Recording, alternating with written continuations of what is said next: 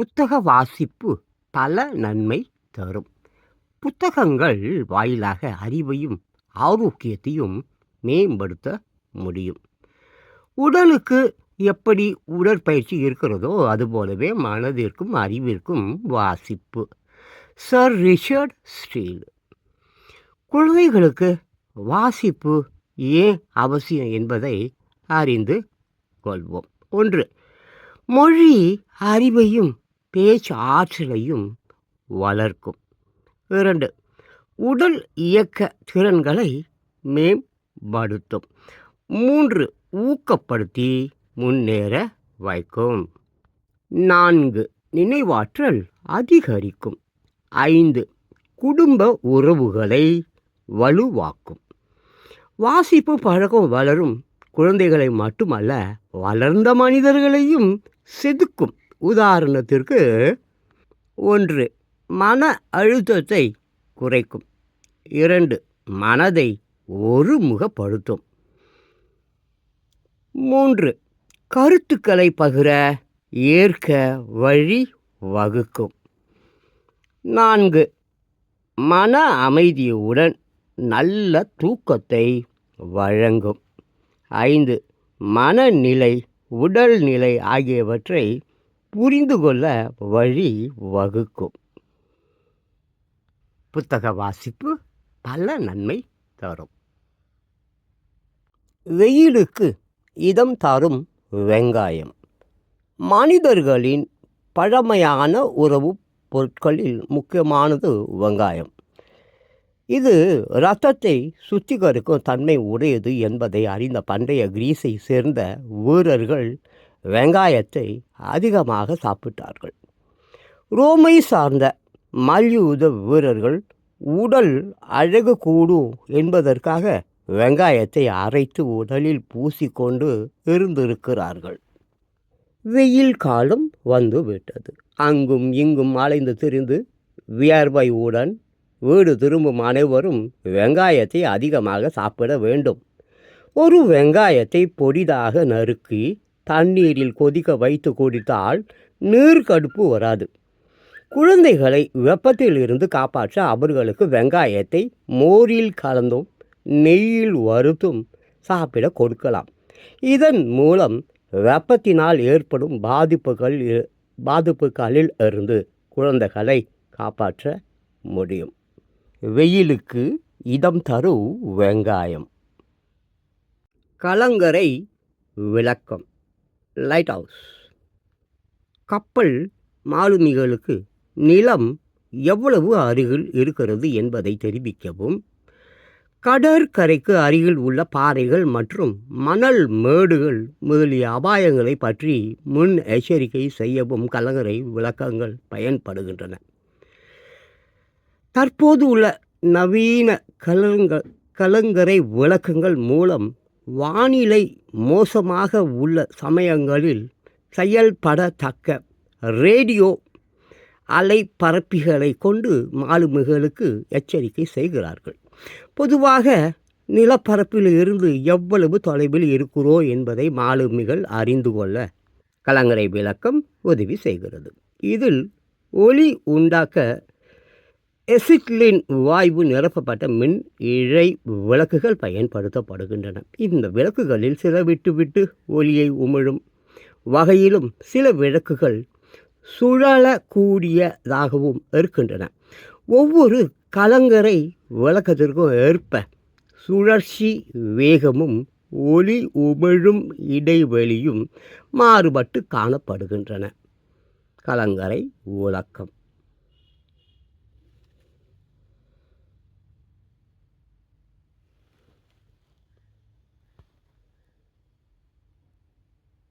இரவின் ராணி. இபிக்லம் ஆக்சிகல்டம் என்ற மலர் இரவில் மட்டுமே பூக்கும். இதன் காரணமாக இரவின் ராணி என்று இந்த மலர் அழைக்கப்படுகிறது. இரவில் பூக்கும் இந்த பூ விடியும் முன்னரே வாடி விடுகிறது.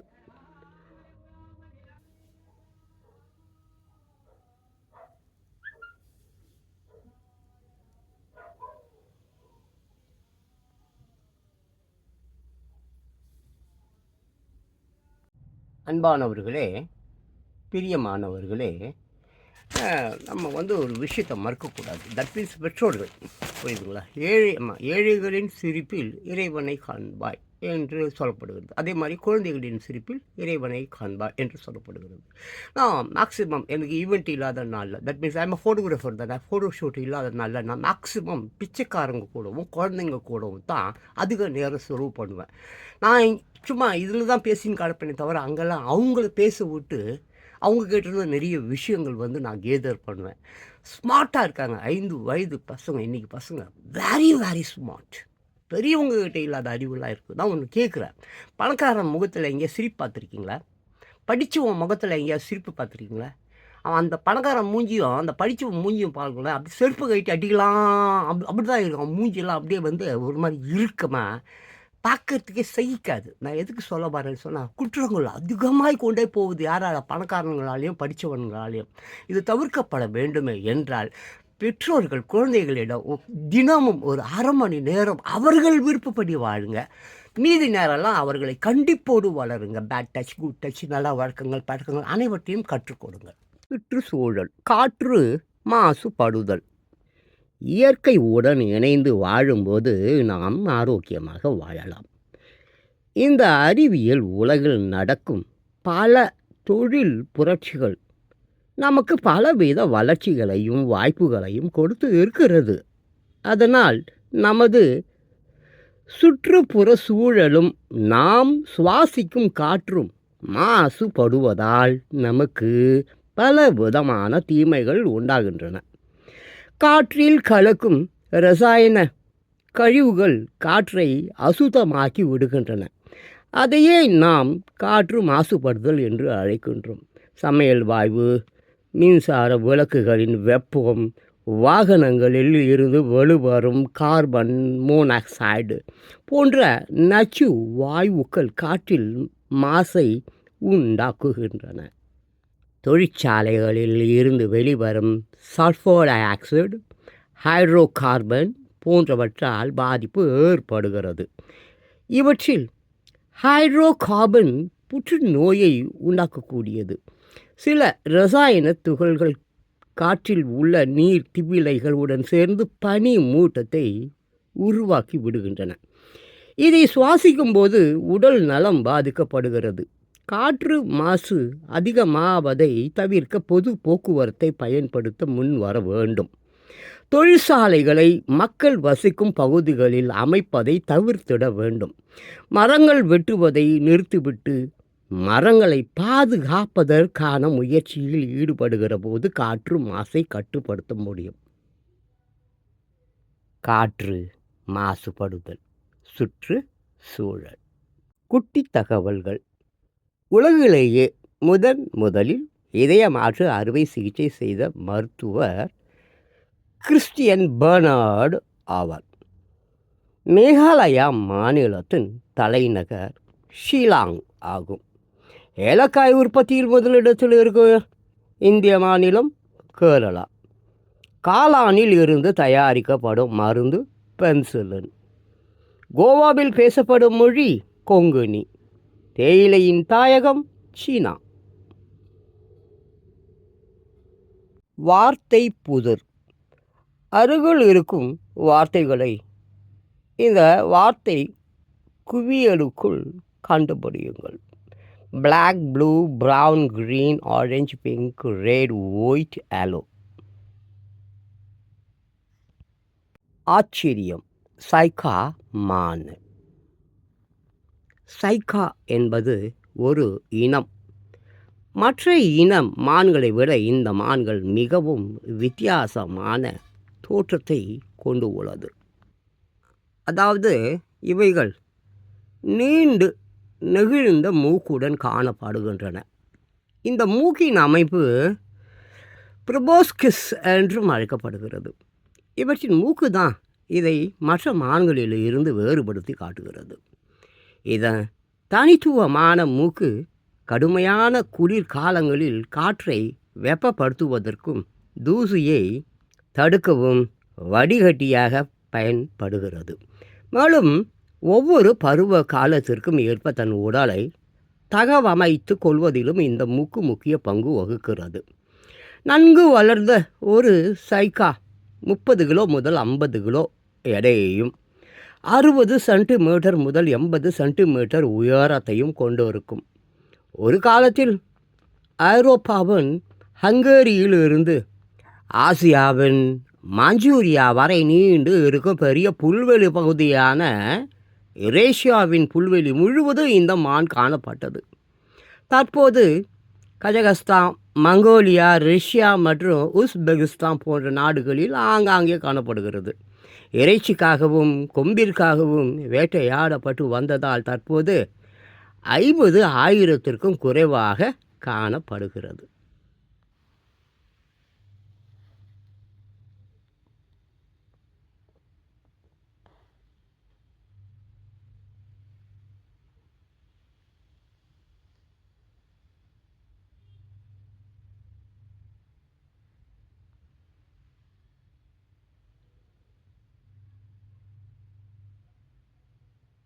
அறிவியல். பழங்கள் கெடாமல் இருக்க. பழங்கள் கெட்டுப்போகாமல் இருக்க அதில் மரபணு மாற்றம் செய்யும் பயோ என்ஜினியரிங் முறை உதவுகிறது. இதன்படி தக்காளி 6 மாதம் வரை கெடாமல் இருக்கிறதாம். இதற்காக மேப் எனப்படும் மாடிஃபைடு ஏர் பேக்கிங் புதிய முறையையும் கண்டுபிடித்து உள்ளனர். அதாவது காற்றில் உள்ள ஆக்சிஜனை குறைத்து கார்பன் டை ஆக்சைடை அதிகப்படுத்தி ஈரத்தை குறைத்து தனிப்பட்ட பிளாஸ்டிக் பைகளில் பழுத்த பழங்களை சீல் வைத்து மூடி விற்பனை செய்கிறார்கள். இப்படி செய்கிற போது பல நாட்களுக்கு பழங்கள் கெடாமல் இருக்கிறது. பழங்கள் கெடாமல் இருக்க தெரியுமா? கிணறுகள் வட்ட வடிவில் இருப்பது ஏன்?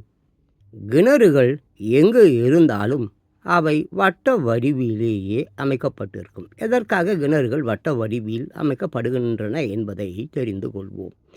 கிணறுகள் தோண்டியவுடன் அவற்றின் 4 பக்கத்திலும் வடிவம் கலையாமல் இருக்கச் செய்வது கிணற்றை சுற்றிலும் வட்ட வடிவில் உள்ள மண் மற்றும் கல்லின் எடைதான்.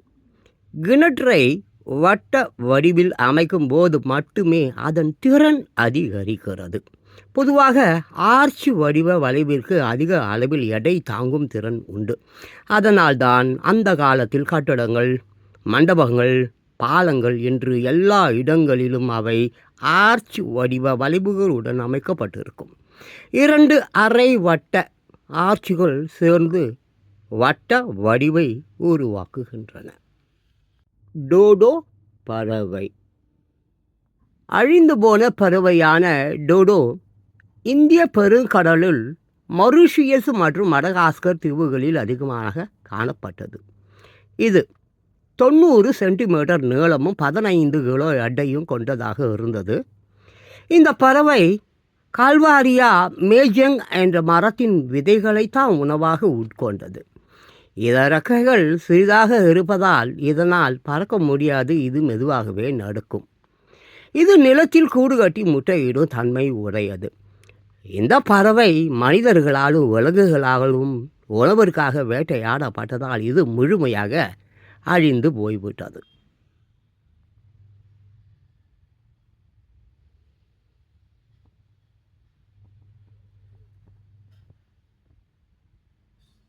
அன்பானவர்களே, பிரியமானவர்களே, ஒரு விஷயம்.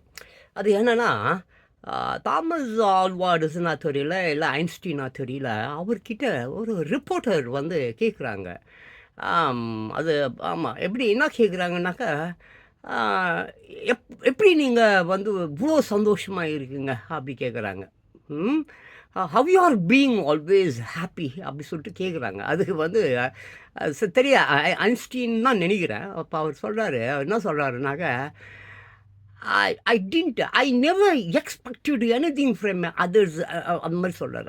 I didn't expect anything from anybody and others அந்த மாதிரி சொல்கிறார். அதாவது என்னன்னு கேட்டிங்கன்னா, நான் எப்போவுமே எதையுமே எவங்கிட்ட இருந்தையும் எதிர்பார்த்தது இல்லை, வாங்கினது இல்லை, அந்த மாதிரி சொல்கிறார்.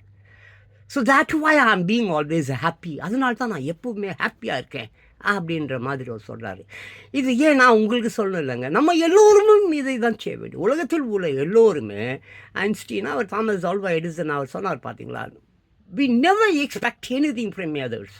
மற்றவர்களிடமிருந்து நாம் எதையுமே எதிர்பார்க்கக்கூடாது. அப்படி எதிர்பார்த்து விட்டால், வாங்கிவிட்டால் நீ அவனுடைய அடிமை. இளைஞர்கள் கவனத்திற்கு. உங்களுக்கு எல்லாமே ரொம்ப நல்லா தெரியும். இன்றைக்கி உலகத்தில் என்ன நடக்குது என்பது எல்லாமே நல்லா தெரியும். ஸ்கேம்ஸ் ஆகட்டும், பாலியல் குற்றங்கள் ஆகட்டும், செம்ம திருட்டு, அயோக்கியத்தனம், முளமாரித்தனம், எல்லாமே எவ்ரி திங் செய்யணும். டெய்லி மர்டர்ஸ் நடக்குது. கண்ணெதிர்க்கிற பப்ளிக் பிளேஸில் கொலைங்க நடக்குது. ஆமாம், தமிழகம் இன்றைக்கி போதைப் பொருள்கள் மற்றும் இந்த மாதிரி கலாச்சாரம், கொள்ளை இந்த மாதிரி கலாச்சாரம், பாலியல் கலாச்சாரத்தில் மேலோங்கி கொண்டு போய் கொண்டு இருக்கிறது. ஸோ இப்போது இளைஞர்கள் மட்டும் நீங்கள் தலையிட்டு இந்த மாதிரி விஷயங்களை தடுக்கலைன்னா, நாளைக்கு உங்கள் குழந்தைங்க, உங்கள் பேர குழந்தைங்க பயங்கரமாக பாதிக்கப்படுவாங்க. அதை நீங்கள் மறந்துடக்கூடாது. ஏன்னா இப்போ தாத்தா பார்த்தீங்கன்னா நான் வேர்ல்டு நியூஸ் எல்லாம் நல்லா பார்க்குறேன். வேர்ல்டு ரொம்ப மோசமாக இருக்குது, பயங்கரமாக இருக்குது. எங்கே பார்த்தாலும் மறுபடியும் அமெரிக்கா இஸ்ரேல் காசா மீது போர் தொடுக்க ஆரம்பிச்சிச்சு. முந்தானத்து வரைக்கும் ஒரு 500 பேர் மேலே செத்து போயிட்டாங்க. So I'm telling you peoples, தயவு செஞ்சு உங்கள் குழந்தைங்க தான், உங்கள் பிள்ளைகள் தான் பயங்கரமான சொத்து. அவங்கள பத்திரமா பார்த்துக்குங்க. இந்த அரசியல்வாதிகள் உங்களை இத்தனை நாள் கொடுமை பண்ணாங்க. 2026 அது வாய்ப்பு தராதிங்க. யாருமே எந்த கட்சிக்குமே ஓட்டு போடாதீங்க. உங்கள் குழந்தைங்களை காப்பாற்றுங்க, தயவு செஞ்சு கேட்குறேன். இளைஞர்களே, நீங்கள் எம்ஜி ராமச்சந்திரன் மாதிரி நீங்கள் வாழ பழகிக்கொள்ள வேண்டும். அதாவது பார்த்தீங்கன்னா, எம்ஜி ராமச்சந்திரனுக்கு லட்சக்கணக்கான துன்பங்களை கருணாநிதி கொடுத்தார். ஆனால் எல்லாத்துலேயும் எம்ஜிஆர் ஜெயித்தார். சரி, அதை விட்டுருங்க. இப்போது காங்கிரஸில் அவர் இருந்தப்போ காந்திஜியை ரொம்ப பிடிக்கும் எம்ஜி ராமச்சந்திரன் அவர்களுக்கு. அதே மாதிரி நம்ம நேதாஜி சுபாஷ் சந்திரபோஸ் அவர்களும் காங்கிரஸில் இருந்தவர் தான். பட் காந்திஜியுடைய அகிம்சை நேதாஜிக்கு பிடிக்கல. அதனால் அவங்களுக்குள்ள கருத்து வேறுபாடு ஏற்பட்டு கட்சியை விட்டு விலக்கி விட்டார் என்று நினைக்கிறேன். யார்? காந்தி. யாரை? நேதாஜியை. உடனே எம்ஜிஆரும் அதில் தானே இருந்தார். எம்ஜிஆருக்கு நேதாஜியை ரொம்ப பிடிக்கும். ஏன்னா அவர் எப்பவுமே அந்த மாதிரி அவர் ஏசுநாதர் மாதிரிலாம் 2 கண்ணத்தை காட்டுலாம் சொல்லிட்டு இருப்பார். பலார்னு ஓங்கி அறைய சொல்லிடுவார். அந்த மாதிரி. அதனால தான் எம்ஜி ராமச்சந்திரனை போல் நீங்கள் இருக்க வேண்டும் என்று சொல்கிறேன். நீங்கள் எல்லாருமே மக்களுக்கு மிகப்பெரிய உதவி. அதாவது பாவம், எல்லாரும் அறியாமையில் இருக்காங்க. அவங்களுக்கு நீங்கள் நிறைய கருத்துக்கள் சொல்லணும். உங்கள்கிட்ட ஆண்ட்ராய்டு ஃபோன் இருக்குது, எல்லாரும் அதை நீங்கள் செய்ய வேண்டும். உங்கள் கண்ணெதிர்க்க ஒருத்தன் தப்பாக போகிறான்னா அவனை நீ போய் ஏன்டா அப்படி தப்பு பண்ணுறேன்னா உன்னை நீ யாரியா அதெல்லாம் சொல்கிறது தான் கேட்பான். நீ யாரா அப்படின்னு அவன் சொல்லி காட்டானா பலாரும் ஓங்கி மூஞ்சி மேலே அறையணும். அவன் பண்ணுற தப்பால் நீயும் பாதிக்கப்படுறல. அவன் கெட்ட பாதையில் போகிறான், எல்லாரும் அதே பாதையில் போகிறான். நல்லவன் அப்போ அங்கே என்ன ஆகிடுறான், வேஸ்ட்டாக போயிடுறான்ல. அதனால எல்லோருமே கருத்து சொல்லுங்கள். இந்த அறியாமல் அப்படி பயங்கரமாக இருக்குது, மூட நம்பிக்கை அப்படி இருக்குது. ஸோ இளைஞர்கள் இதை சரி செய்தால் தான் வருங்காலத்தில் உன் பிள்ளைங்க, உன் பேர குழந்தைங்க நல்லாயிருக்கும். அடி உதவுற மாதிரி அண்ணன் தம்பி உதவ மாட்டான். அப்புறம் வாலிப பெண்களே, இளைஞர்களே, கடந்த காலங்கள் நிறைய டெக்கேட்ஸ் முன்னால், ஃபார் எக்ஸாம்பிள் ஏசுநாதர் வச்சிங்களா, கிபி 1ஆம் நூற்றாண்டு, அந்த காலங்கள்லேருந்து இன்று வரைக்கும் பார்த்தீங்கன்னாக்க இந்த தண்டனை பார்த்தீங்கன்னா பயங்கர கொடூரமாக இருக்கும். இப்போ குறைஞ்சிடுச்சு. இப்போ ஒரு 18ஆம் நூற்றாண்டுக்கு அப்புறம் இந்த தூக்கு தண்டனைலாம் கூட ரொம்ப எடுத்துட்டாங்க. இப்போ 20 இப்போல்லாம் தூக்கு தண்டனைலாம் இருக்குது, பட் அந்த அளவுக்கு இல்லை. அந்த காலங்கள்லாம் பார்த்தீங்கன்னாக்க தண்டனை சீசர்லாம் அப்படி தண்டனை கொடுப்பாங்க. ரோம் ஆகட்டும், கிரீஸ் ஆகட்டும், ரஷ்யா ஆகட்டும், அமெரிக்கா ஆகட்டும், தண்டனைகள் செம்ம கொடுமையாக இருக்கும். குற்றவாளிகளை அவங்க போய் பாருங்கள், அந்த கூகுளில் போய் பழைய காலத்தில் மன்னர்கள் காலத்தில் எப்படி குற்றவாளிகளுக்கு தண்டனை கொடுத்தாங்கன்னு போய் பார்த்தீங்கன்னா கொடுமையாக இருக்கும். அந்த மாதிரி தண்டனைங்க இருக்குதில்ல, அந்த வீடியோ காட்சிகள்லாம் இருக்குதில்ல, அதெல்லாம் எடுத்து இந்த சூழ்நிலைக்கு அந்த மாதிரி வீடியோங்கெல்லாம் எடுத்து இந்த ஷார்ட்ஸு ரீல்ஸ்லாம் போடுறீங்களா, அதிலலாம் போட்டிங்கன்னா அப்போ இந்த குற்றவாளிகள் அதை பார்ப்பானுங்க. அப்போ பார்க்கும்போது லிட்டில் அந்த ஐயோயோ இப்படிப்பட்ட தண்டனைகளா, அப்போ கொஞ்சம் பயம் வரும். இப்போ எந்த ஒரு குற்றவாளியும் தூங்குறது இல்லை. அவன் ராத்திரி யாருன்னு எப்படி இருந்தாலும் ராத்திரி போலீஸ் பிடிச்சிடுவாங்க, இல்லை எவனாவது ஒருத்தவன் கத்தியில் குத்தி கொண்டுடுவான். அப்படி தான் குற்றவாளிகள் கொலை செய்கிறவன், திருட, யோக்கிய எல்லாரும் அப்படி தான் வாழ்ந்துன்னு இருப்பான் இல்லையா. ஸோ அந்த மாதிரி அந்த காலத்தில் அந்த கொடுக்கப்பட்ட அந்த தண்டனைகள், அந்த கொடூரமான தண்டனைகள், அந்த மாதிரி வீடியோஸ் எல்லாம் பார்த்தானுங்கன்னு வையேன், குற்றங்கள் நிச்சயமாக கம்மியாகும். ஏன்னா இங்கே குற்றங்கள் எவ்வளோ செஞ்சாலும் அடுத்த நாளே வெளியில் வரலாம், 20 வருஷத்துக்கு வெளியில் சுற்றலாம், அதுக்குள்ளே அவன் செத்தே போடுவான். அதுக்கப்புறம் அவனுக்கு தீர்ப்பு சொல்லி என்ன, சொல்லாமல் என்ன. அதனால் தயவு செய்து இளைஞர்களை, வாலிப பெண்களே, உங்கள் கையில் ஆண்ட்ராய்ட் ஃபோன் இருக்குது, போங்க. அந்த காலத்தில் தண்டனைகள் எப்படி மன்னர்கள் காலத்தில் தண்டனைகள் எப்படி வழங்கப்பட்டது, அந்த மாதிரி கிளிப்பிங்ஸ் எடுங்க. ஒரு ஷார்ட்ஸு, ஒரு 20 செகண்ட்ஸு, ஒரு 50 செகண்ட்ஸு, அந்த மாதிரி எடுத்து ஃபுல்லாக சோஷியல் மீடியா பூரா பருப்புங்க. அதை எல்லோரும் பார்ப்பாங்க. பார்த்தா கொஞ்சமாவது திருந்துவாங்க. ப்ளீஸ். நல்ல நல்ல பிள்ளைகளை நம்பி இந்த நாடே இருக்குது தம்பி. சின்னஞ்சிறு கைகளை நம்பி ஒரு சரித்திரம் இருக்குது தம்பி. நல்ல நல்ல பிள்ளைகளை நம்பி இந்த நாடே இருக்குது தம்பி. சின்னஞ்சிறு கைகளை நம்பி ஒரு சரித்திரம் இருக்குது தம்பி. தவறு என்பது தவறி செய்வது, தப்பு என்பது தெரிந்து செய்வது. தவறு என்பது தவறி செய்வது, தப்பு என்பது தெரிந்து செய்வது. தவறு செய்தவன் திருந்த பார்க்கணும், தப்பை செய்தவன் வருந்தியாகணும். அன்னையிடம் நீ அன்பை வாங்கலாம், தந்தையிடம் நீ அறிவை வாங்கலாம். இரண்டும் இருந்தால் பேரை வாங்கலாம், பேரை வாங்கினால் ஊரை வாங்கலாம். அன்னையிடம் நீ அன்பை வாங்கலாம், தந்தையிடம் நீ அறிவை வாங்கலாம். இரண்டும் இருந்தால் பேரை வாங்கலாம், பேரை வாங்கினால் ஊரை வாங்கலாம். நல்ல நல்ல பிள்ளைகளை நம்பி இந்த நாடே இருக்குது தம்பி. சின்ன சிறு கைகளை நம்பி ஒரு சரித்திரம் இருக்குது தம்பி. கருணை இருந்தால் வள்ளலாகலாம், கடமை இருந்தால் வீரனாகலாம். பொறுமை இருந்தால் மனிதனாகலாம், இந்த மூன்றும் இருந்தால் தலைவனாகலாம். கருணை இருந்தால் வள்ளலாகலாம், கடமை இருந்தால் வீரனாகலாம். பொறுமை இருந்தால் மனிதனாகலாம், இந்த மூன்றும் இருந்தால் தலைவனாகலாம். நல்ல நல்ல பிள்ளைகளை நம்பி இந்த நாடே இருக்குது தம்பி. சின்னஞ்சிறு கைகளை நம்பி ஒரு சரித்திரம் இருக்குது தம்பி. அறிவுக்கு இணங்கு வள்ளுவரை போல், அன்புக்கு இணங்கு வள்ளலாரை போல். கவிதைகள் முழங்கு பாரதியை போல், மேடையில் முழங்கு அறிஞர் அண்ணா போல். அந்த மேடையில் முழங்கு அறிஞர் அண்ணா போல். நல்ல நல்ல பிள்ளைகளை நம்பி இந்த நாடே இருக்குது தம்பி. சின்னஞ்சிறு கைகளை நம்பி ஒரு சரித்திரம் இருக்குது தம்பி. நல்ல நல்ல பிள்ளைகளை நம்பி இந்த நாடே இருக்குது தம்பி.